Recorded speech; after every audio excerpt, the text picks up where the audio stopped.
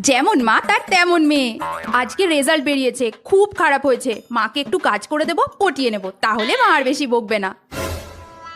মা, ছাদে জামা কাপড়গুলো ছিল সব তুলে এনেছি। যা রোদ্দুর, না হলে রং জ্বলে যেত।